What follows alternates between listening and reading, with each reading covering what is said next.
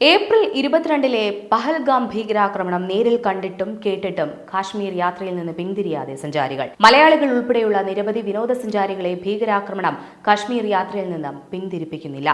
മുൻകൂട്ടി ബുക്ക് ചെയ്ത പാക്കേജിൽ ടൂറിൽ പോകുന്ന മിക്ക സന്ദർശകരും ജീവിതത്തിൽ ഒരിക്കൽ മാത്രം അനുഭവിക്കാൻ കഴിയുന്ന അനുഭവം ഉപേക്ഷിക്കാൻ മടിക്കുകയാണുണ്ടായത്.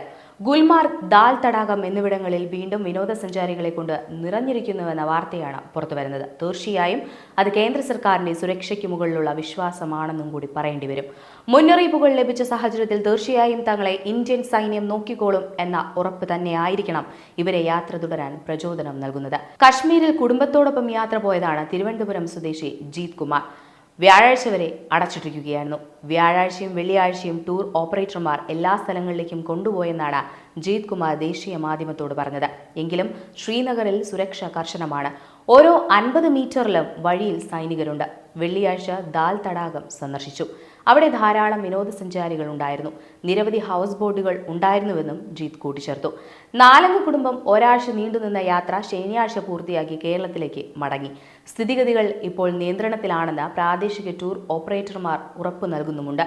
ആക്രമണത്തിന്റെ മുമ്പുള്ള സാഹചര്യമല്ലെങ്കിലും സന്ദർശകരുടെ എണ്ണത്തിൽ വർധനവുണ്ടായിട്ടുണ്ട്. വിവിധ സംസ്ഥാനങ്ങളിൽ നിന്നുള്ള വിനോദസഞ്ചാരികളെ ലഭിക്കുന്നുണ്ട്. പ്രാദേശിക ടൂർ ഓപ്പറേറ്ററായ അജാസ് വാണി ദേശീയ മാധ്യമത്തോട് പറഞ്ഞത് ഇങ്ങനെയാണ്: കേരളത്തിൽ നിന്നുള്ളവരും എത്തുന്നുണ്ട്. നേരത്തെയുള്ള അത്ര എണ്ണം ഇല്ലെന്ന് മാത്രം. വരും ദിവസങ്ങളിൽ കൂടുതൽ സഞ്ചാരികൾ എത്തുമെന്നാണ് പ്രതീക്ഷിക്കുന്നതെന്ന് ശ്രീനഗർ ആസ്ഥാനമായുള്ള Sun in Snow Tour and Travels ഉടമ അജാസ് പറഞ്ഞു.